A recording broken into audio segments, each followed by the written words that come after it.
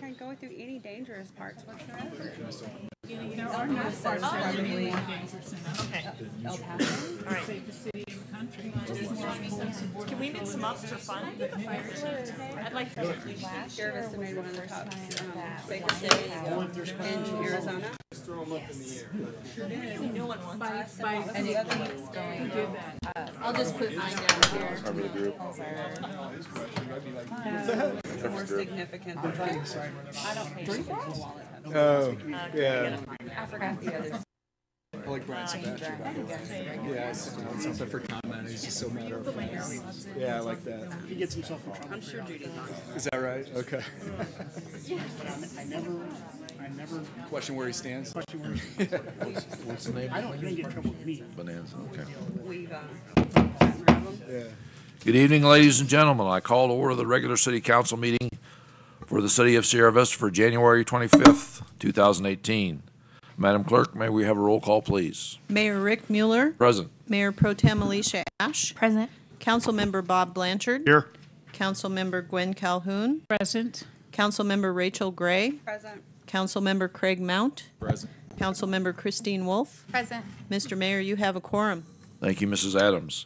We'll start our meeting as we usually do with the invocation and the pledge. Tonight, the invocation will be led by intern pastor Erica Tobin from the Sierra Evangelical Lutheran Church, and the pledge will be led by Mrs. Calhoun. Will you please rise? Would you join me as you feel comfortable in your own way as I pray? God, I ask that you bless these people who have been voted, called upon to serve and lead us.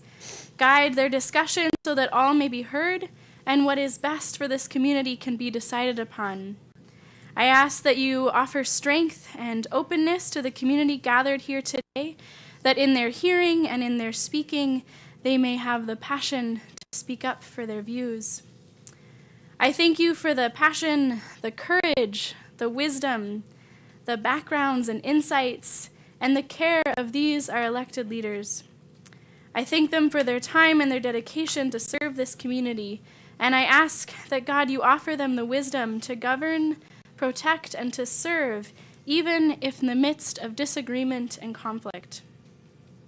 God, I also ask that you grant them personal space in their lives and joy in all of their tasks.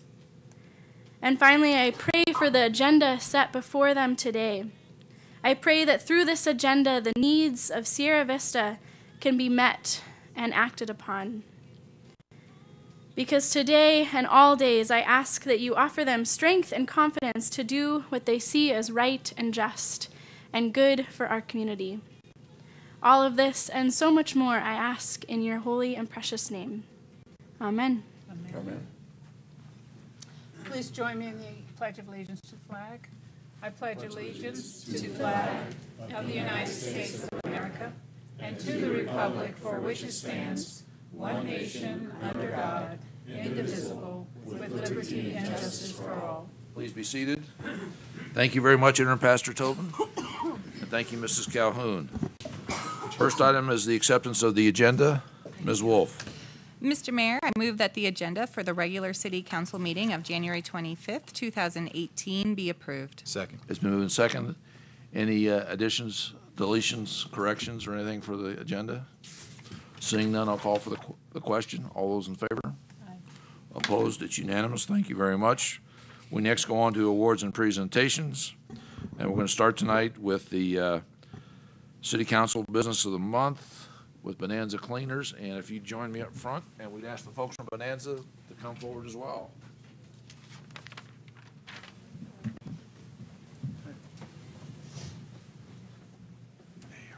Congratulations.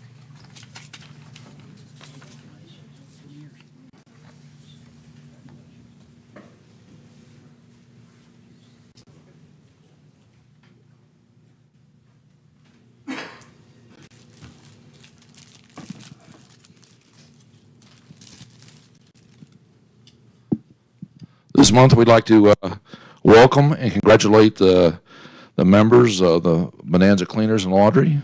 And they were nominated by Ms. Gray. So, Rachel. Yes, sir. Hi. Congratulations, everyone. I'm going to read you a little bit about Bonanza Cleaners. Bonanza Cleaners was the first business Amar's family and Nina and Barry, his mom and dad's family, purchased when they moved to the United States in September 2005. It was this purchase and the high hopes of achieving the American dream that encouraged their move from the UK. The Bonanza Cleaners family has over 50 years of professional dry cleaning experience. Some of their previous clientele include the Prince of Brunei, Princess Diana, Jimmy Chu, Manalo Blahnik, and Jennifer Lopez. At Bonanza Cleaners, they employ new methods and techniques to provide the epitome of quality in their cleaning services. They take great pride in proudly serving those who serve us and their close relationship with the military, who has melded them into the fabric of our community. This, in turn, has helped their employees develop a sense of duty when serving the active and retired heroes. This approach to business has proven to be effective. After 12 years of business in Sierra Vista, Bonanza Cleaners, not Banana Cleaners, is highly regarded as one of the premier dry cleaners, not only in Southern Arizona, but the dry cleaning industry. Beginning with 2 locations in Sierra Vista, they have expanded to 17 locations throughout Southern Arizona and 13 other locations in 9 states nationwide. All these businesses are operated from Sierra Vista, where Bonanza Cleaners established their foundation. It was Bonanza Cleaners that provided the foundation for their other successful businesses they are responsible for opening in Sierra Vista within the past few years, such as Washworks Auto Spa. Based on these achievements, I, Rachel Gray, would like to recognize Amar, Nina, and Barry, Amin, and Adriana and Ada, their managers, and Bonanza Cleaners as the City of Sierra Vista Business of the Month for January 2018.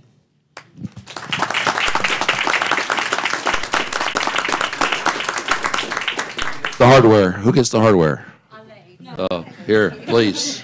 Congratulations. Thank you very much. Thank you very much. Congratulations. Thank you. Congratulations. Thank you very much. Congratulations. Can we got a picture? Amar, did you wanted to say something too? Yeah, let me take the picture since we're all behaving so well. 1, 2, 3. Perfect. Thank you.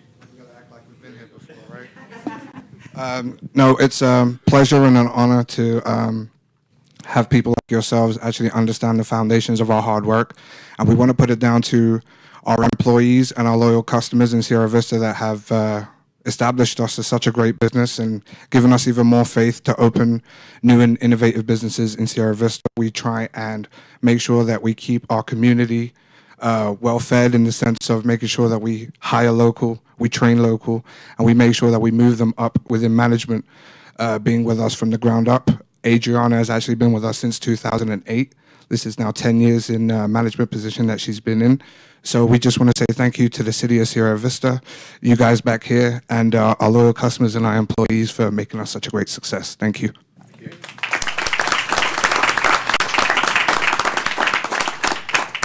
Next, I'd like to ask Tom Kennedy to come forward with all the folks from the Environmental Affairs Commission and WaterWise, as is appropriate.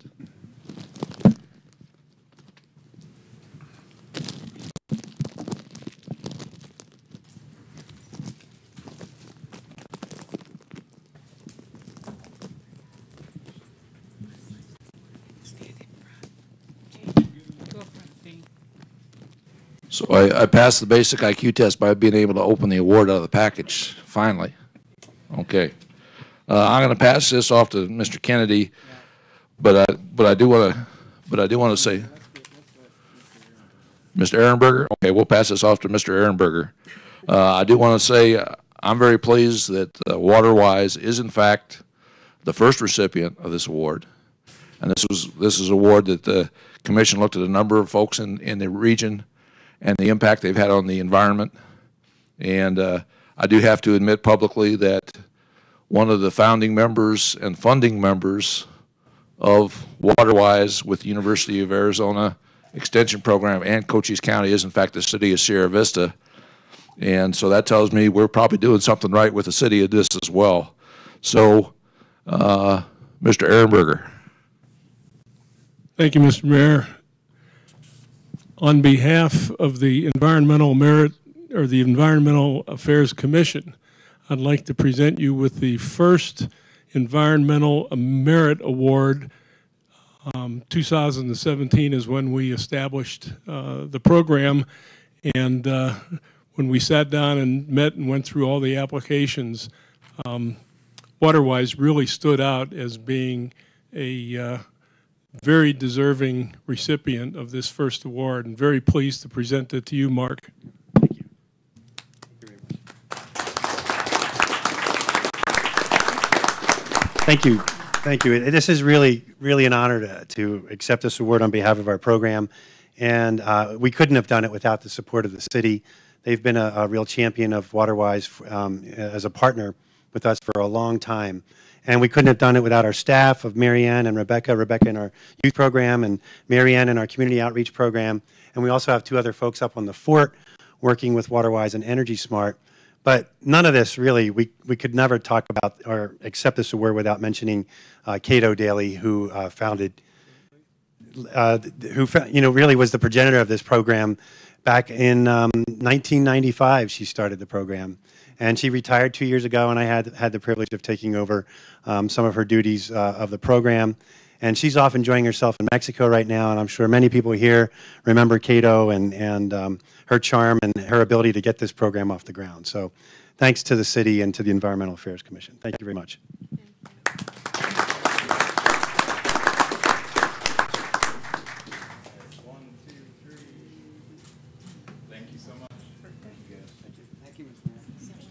Congratulations.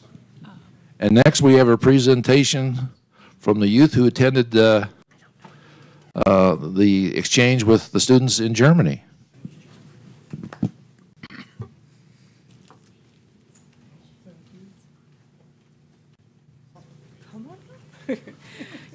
Good evening. Good evening again, Mr. Mayor and council members.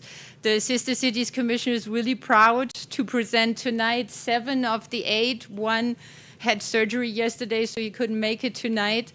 Of these outstanding teenagers, students that went over to Germany, and I will let them do their presentation. But before they get started, I just would like to point out real quick, in just a couple of weeks, the German kids are coming. So we are already at our return visit. On the 4th, they will be coming in. And the Sister Cities Commission would like to invite all of you to our farewell party that we're having this year. It's on February 22nd, and I would like to hand you an invitation here real quick. It's going to be outstanding this time. We're going to have a luau for the kids. So it's going to be something else. So let me just... And we're going to give you a program if you're interested what the kids are going to do while they're here.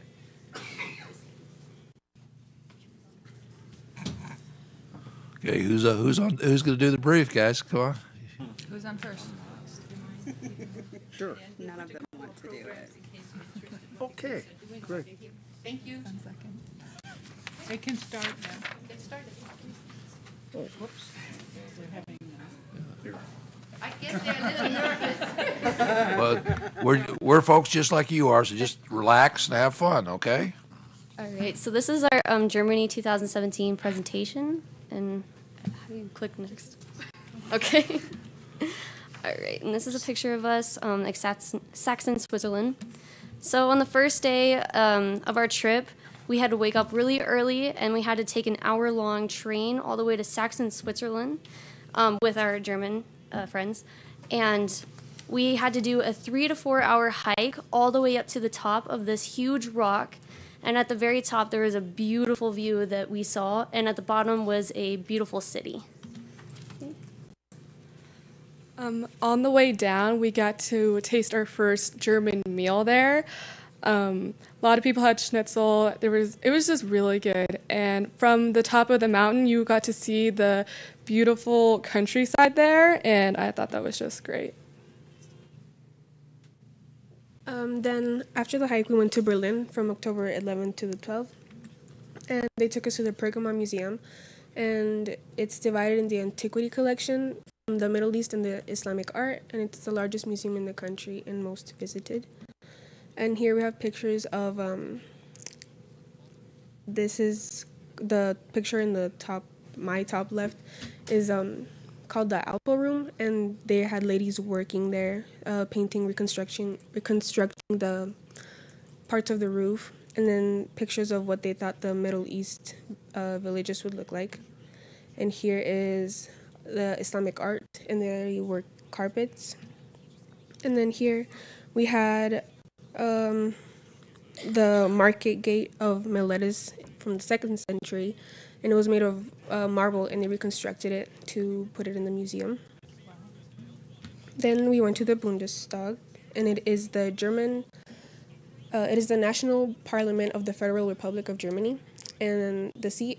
They took us on a little tour there throughout the whole Bundestag, and the seat is a Reichstag building in Berlin.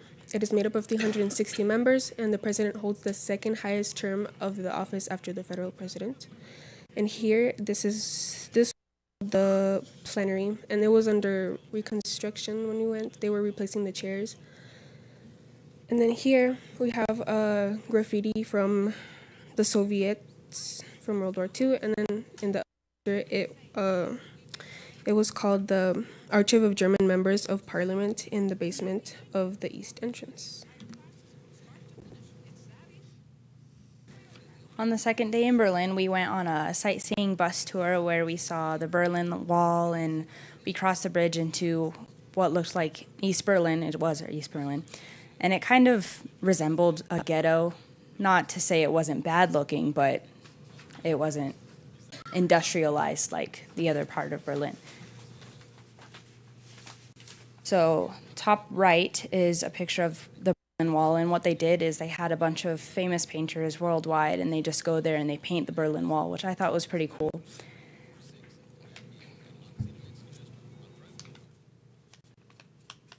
The first week on the Friday, we went to a bouldering place, which is basically rock climbing without straps and stuff on it. And in a way, bouldering is how to figure it out with both your brain and your body, and how to like get all the way from one side to the other. And it was very tiring. As you can see, Savannah and Lexi were very tired after a while, but it was still pretty fun.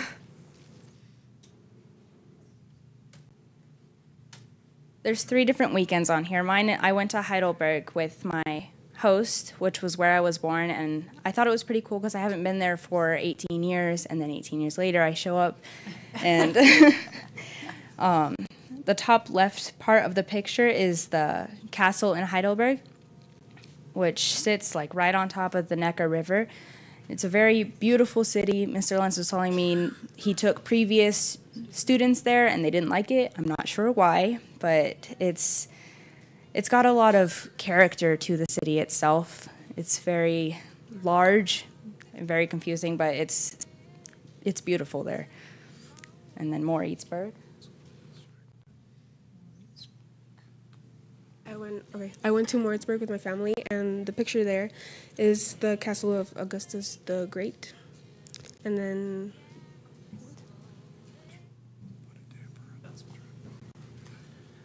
during my family weekend, I went to the castle of Wesenstein, but it's, in our terms, it would be more of a palace. It's filled with many beautiful rooms, large pictures, fireplaces. It definitely is a place that someone would live.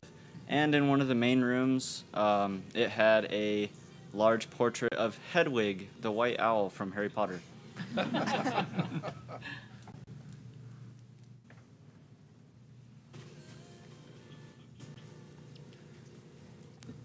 So while we were there, we had the opportunity to attend their schools. And the way their school system works is for 3 to 6 years, you are able to attend kindergarten. And then after that, for grades 1 through 4, you attend the Grundschule, which is the equivalent to elementary school in the United States. After which, you, depending on how your teacher feels you should be placed, you move on to either the Hauptschule, Realschule, or Gymnasium. The Hauptschule is a more slower pace for those who need the extra attention through their schooling. It goes from grades 5 through 9. The Realschule offers grades 5 through 10 and has less vocational opportunities while you're in the school, but offers many when you get out. And after you go through the Realschule, you have an opportunity to go to the Gymnasium. And at the Gymnasium, you prepare to take a ultimate test known as the Abitur. And by taking the test, this determines whether or not you are able to go on to a university to get a degree. And this is all funded by the state. And one of the things we noticed there is that some schools that were funded more that had an impact on the students that were there, such as the ability to have better, higher-end computers and better lab equipment for their science rooms.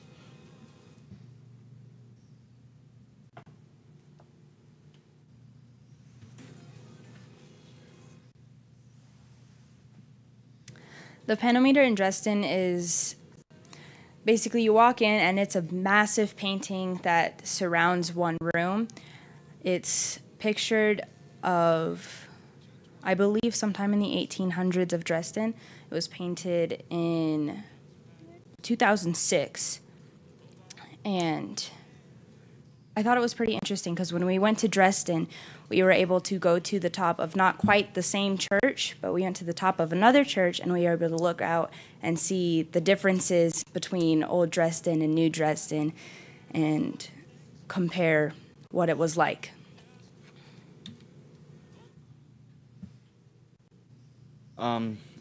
I have the Volkswagen Transparent Factory, but in German it is pronounced Gläser Manufaktur. And it's an exhibition space in Dresden. It was first opened in 2002 and was created by architect Gunther Henn. And it became an exhibition space in 2016 for electric mobility. And that's them in the electric van.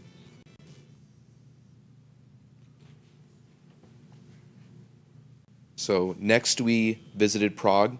While we were there, we were able to go across the Charles, the Charles Bridge, designed by Peter Parler. It bridged the Old Town from the Prague Castle. And after we crossed the bridge on our way up to the castle, we were able to see local cuisine, street performers, and also many of the older synagogues. As well as the oldest clock tower there is a medieval astronomical clock installed in 1410.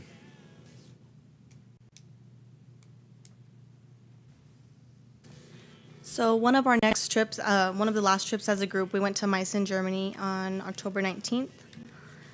Meissen, Germany is 16 miles northwest of Dresden on both banks of the Elbe River in the Free State of Saxon in eastern Germany. The three main sites, well, one was the Meissen Cathedral and Alprechtberg. And what we did was we had a bike ride all together, us Americans and Mexicans, and we all rode there together and had about an hour there or so. And if I go back, the middle one is the cathedral, and that was one of the main sites that we went into. On one of our last days, October 20th, they threw us a farewell party.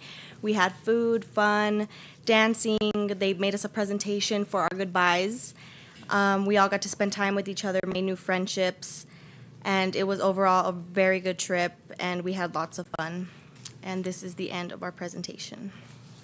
Thank you for a great presentation. Any questions or comments from council? Yeah, go ahead, please. I just wanted to say that as someone who was born in Germany but has never been back, It is so inspiring to hear this presentation every year and hear how young people in our community are traveling throughout the world and gaining different perspectives that will be used when they get back to form opinions and think about positive changes that can be made with our community. So even if you weren't quite enthusiastic about giving the presentation, just know it does mean a lot to us. So thank you. And you did do a great job. I think, Adam, if we could we ask you guys to line up right here and we'll get a picture? Just facing the folks there in the audience. Suzanne, too, and the advisors, all the advisors. Well, what you want to do. You can stand up. Scrunch together. Scrunch. Scrunch, scrunch, scrunch, scrunch. Scrunch. All the adults are happy. Okay, I'm ready. 1, 2, 3. Thank you so much. Thank you, guys.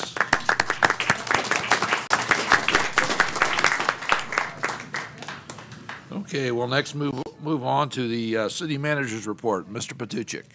Thank you, Mayor Mueller, members of the council. I appreciate the students' presentation. That gives me fond memories of the Sister Cities trip I took way back in 1998. So, and some of the things they went to, I had the privilege of seeing as well.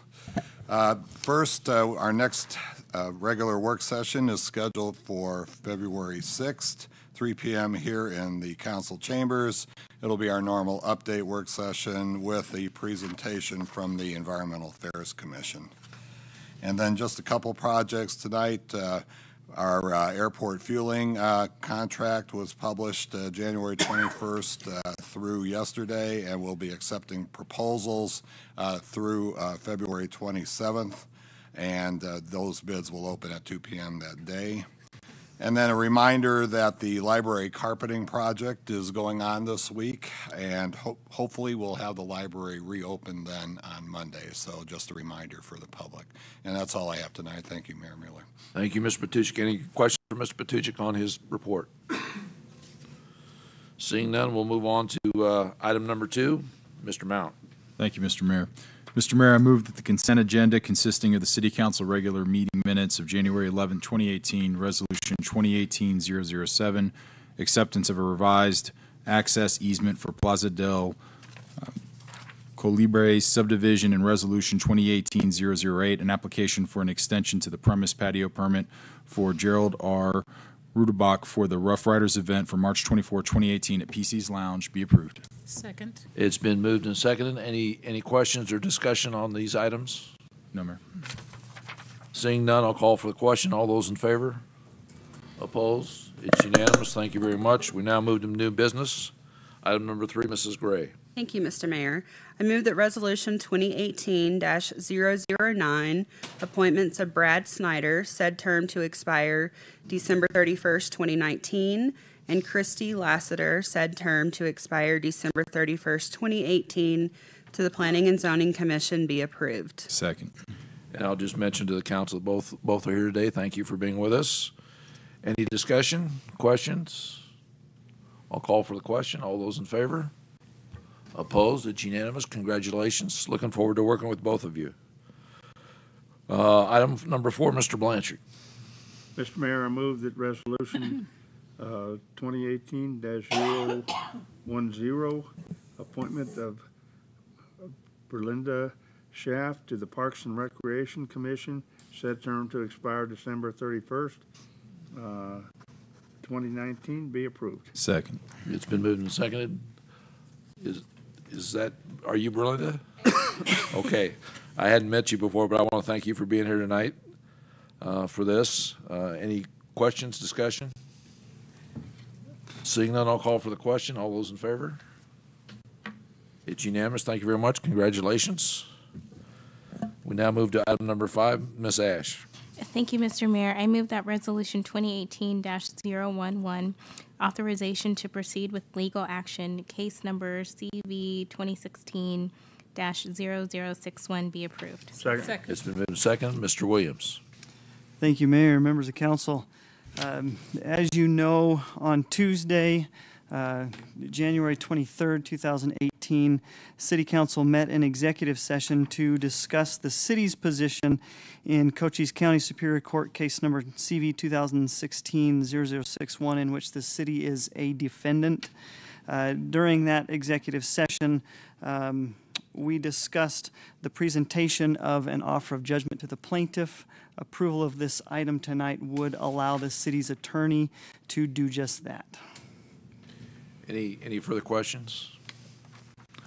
I'll call for the question. All those in favor? Opposed? It's unanimous. Thank you very much. We now move to call the public. We have a number of folks that would like to address us tonight. We're going to start with Mr. Lucas Bear. If you'd come forward to the microphone, sir. What we do is we give you 5 minutes to speak. There's a series of lights that'll work here. They'll start right here. They'll get down to red. When the 5 minutes are up, I'll ask you to conclude your remarks. Sounds good. Thank you, Mr. Thank Mayor. you, sir. In 2010, my wife and I purchased a house at the end of Charleston Road, right over by the DMV. That was our dream home. It was out in the county, and my wife could get a garden started and get a couple of chickens, and we could live happily. Shortly after we purchased the house, we found out that it had been annexed, and we were not allowed to own chickens, for starters, and also that there was a road construction project that was happening that we had no idea about. Charleston Road went from a 2-lane, slow road that was constantly traffic jammed, which meant that there wasn't a lot of traffic noise given the size of the road, even though there was a lot of traffic, to a 4-lane, very efficient and very fast moving traffic pattern for everyone who was using it. At the end of the road where we're at, there was a dip prior to that construction project, and it has since been raised about 4 feet and flattened out. Problem is that all of us that live on that side, our fences didn't raise in height, and a hill was built from our fences to the new road. Additionally, a sidewalk was put in on our side of the road, which had not existed prior to that. What this means is that anyone who's walking by can actually look into our yard, anywhere in our yard, and see everything. I've had to stare at people who were staring at my wife the entire time that I was back there gardening as they walk by, sometimes while singing very vulgar songs, strangely enough. Additionally, I've had people throw garbage out of their car into my yard while I was standing there gardening. We also have to deal with an excessive amount of road noise from the traffic that's going to Tombstone and the college and the high school that are there. It's a very high traffic area at particular times. I don't see any legal recourse for us to, we can't legally build a wall higher than 6 feet. I effectively have a wall that is, or a fence that's 2 feet high from the sidewalk. I don't know what to do.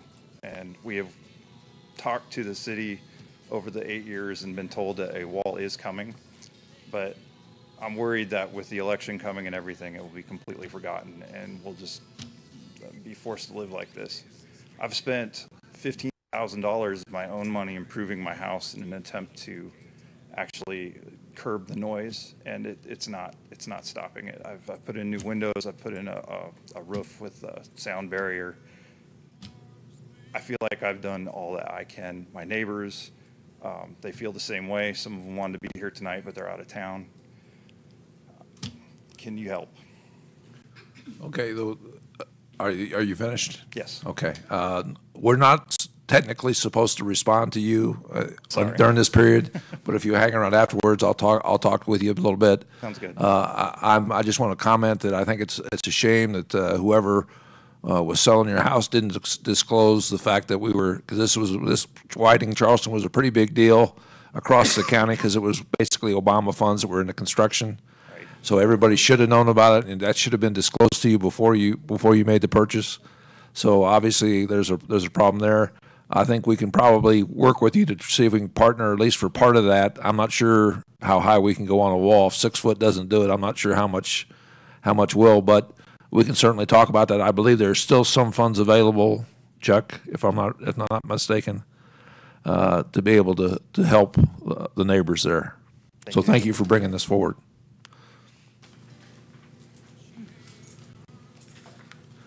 Next up is Mr. DiCarlo, and you've seen talked to us before, so you know the rules, sir.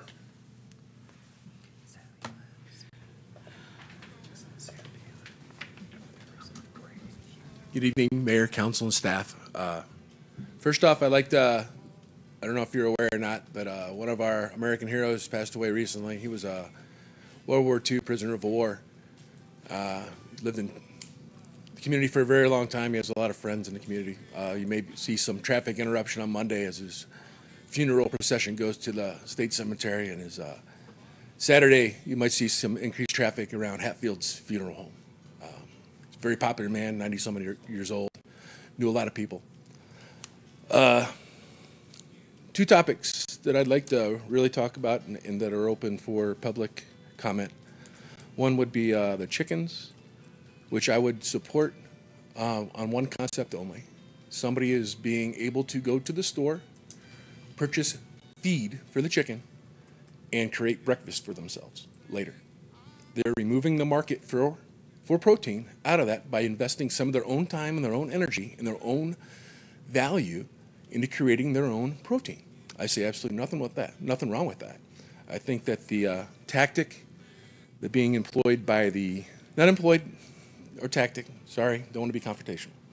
I think that the tabling of it for further public discussion will help everybody. I think that the tabling of it should be done in a way where possibly people have chickens. Let's say they have 24. We have problems and we address it and we go from there. It's very similar to the other topic, which is the alcohol licenses, which I appreciate the folks in the city working to be efficient. I really, really do. But there's a part of government that's not supposed to be efficient. That's where it moves. The machine moves, but it needs to be moved in a direction that we all can get behind, and that you as our representatives should be aware of where the liquor licenses are going.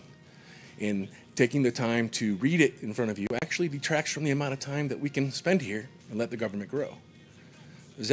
Hopefully that makes sense in that way.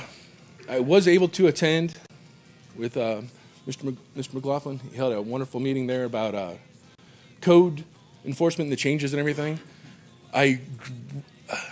You got to remember where this all started. This started with trying to make the codes enforcement more efficient and less burdensome on the government. But somehow we've turned it around to say, hey, we're going to allow our code enforcement officers to cite criminal misdemeanors amongst our citizens. Now, these criminal misdemeanors, when they go to court, they're heard before a judge, not a jury of your peers. Okay, if you look at the way the code enforcement, everything's written, the city wins once you get involved with this. Either they take your property so you can stay in your home, or you don't pay them and they come and take your property, because that is the sheriff's job, to come, and when you don't pay your taxes, to come to your house with a weapon and take your property. I don't think that the city should be involved in that. I think that by being involved in that, we're turning the whole town into an HOA of sorts, where each section of town was built from a conflict we were involved in, whether it be Korea, Vietnam, the current conflicts we're in. But the city has sprawled and grown every time we go into a conflict. And by making a standard which everybody has to live under, it's a good plan. However, we are already, based upon where we live, already in economic zones, so to say. So we shouldn't be tasking the folks that we want to annex from Frytown with the exact same things that on the folks that we want to task that we want to build houses for and tribute. There's a distinct area and difference there. And I think that the officers, code enforcement officers we have do a great job. I think that they have the best intent, but I think we're giving them a little bit more than maybe the residents of the city eventually will want to chew on. I thank you very much for your time, and I hope you all have a wonderful evening. Thank you, Mr. DiCarlo. We next have Mr. Andre Newcomb.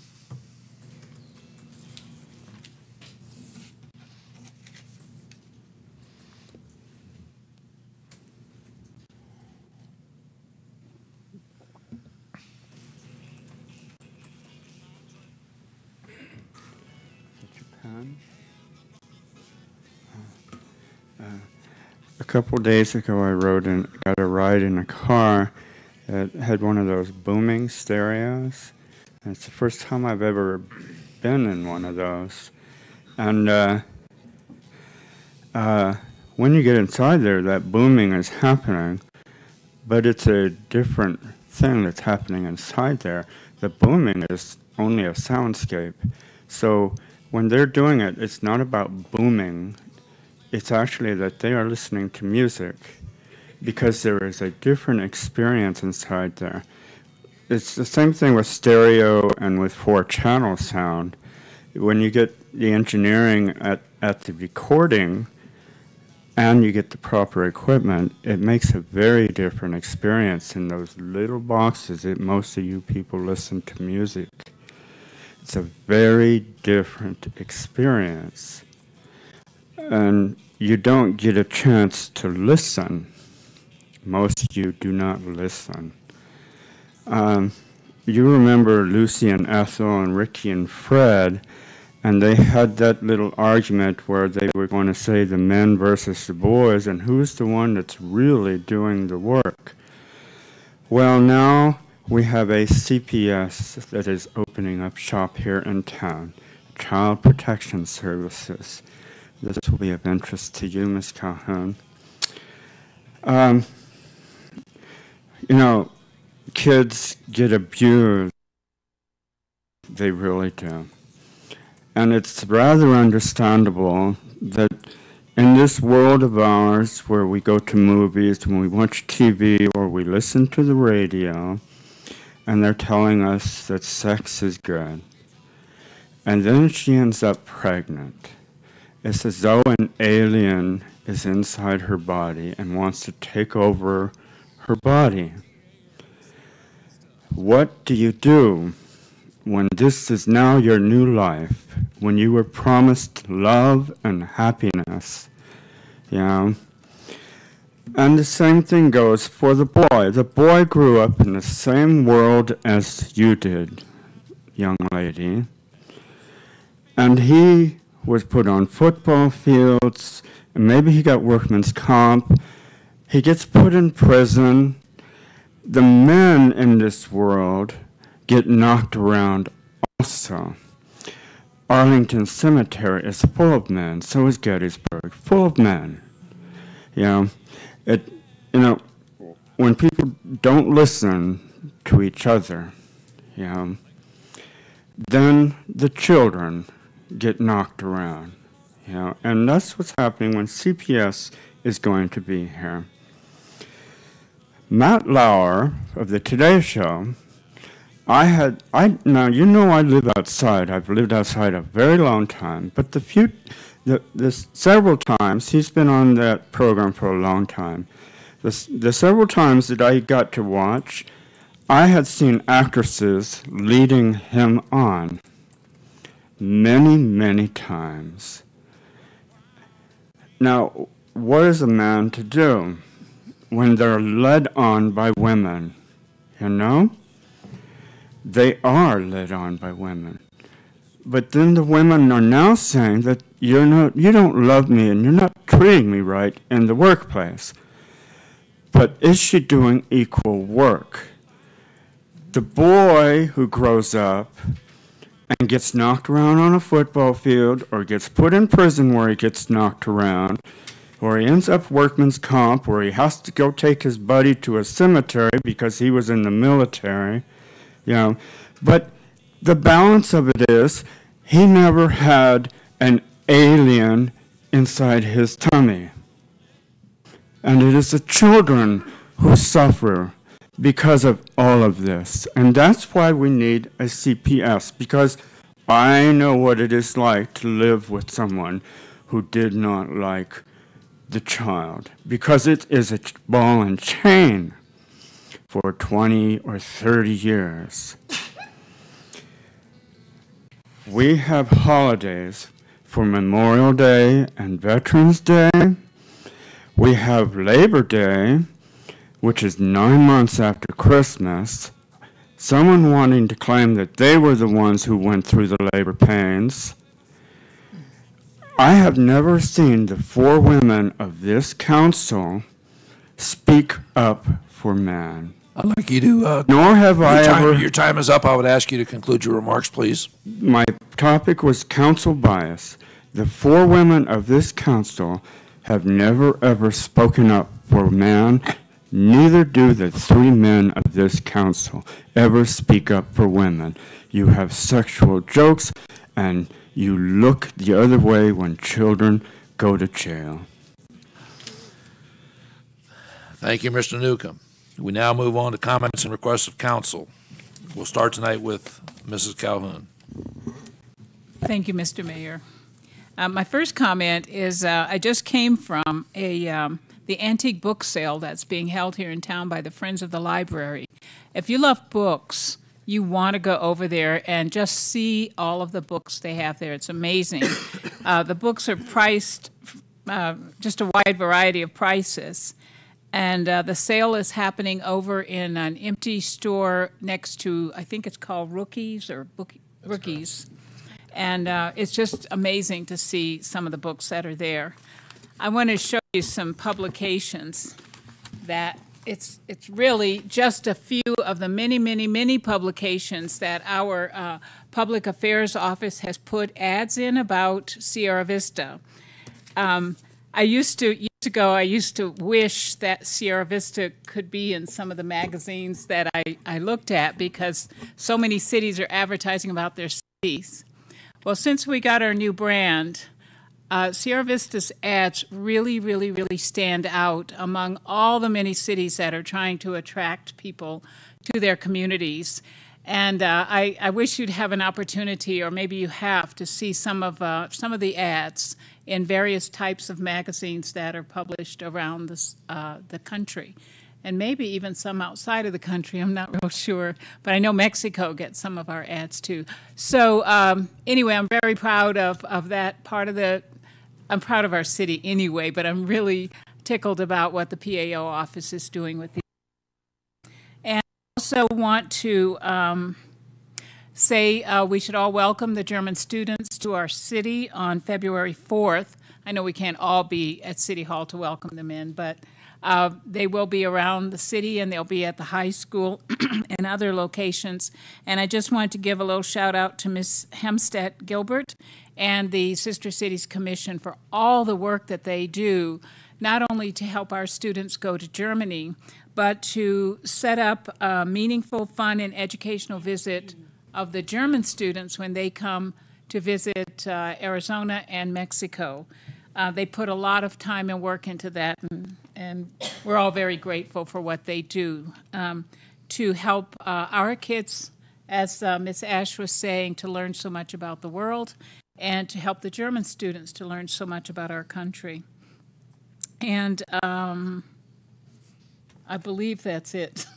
I might have, no, that's it. Thank you, Mrs. Calhoun. Ms. Wolf. I have nothing. Thank you, Ms. Wolf. Ms. Gray. Thank you, Mr. Mayor. I just want to say welcome to Ms. Lassiter and Mr. Snyder, Brad, to the P&Z Commission, and thank you for being willing to serve your city. Thank you, Ms. Gray. Mr. Mount. I have nothing today, Mayor. Thank you, Mr. Mount. Mr. Blanchard. I have nothing. You guys going to make me look like I'm long-winded later. Thank you, Mr. Blanchard.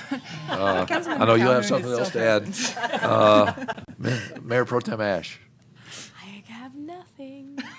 Okay, well, I guess I'm going to blab for just a minute here. A couple upcoming events: Mayor's Arts Awards, presented by the Arts and Humanities Commission, which is Sunday the 28th, this Sunday at 3 o'clock at the Cochise College Student Union. So I hope to see a number of folks there.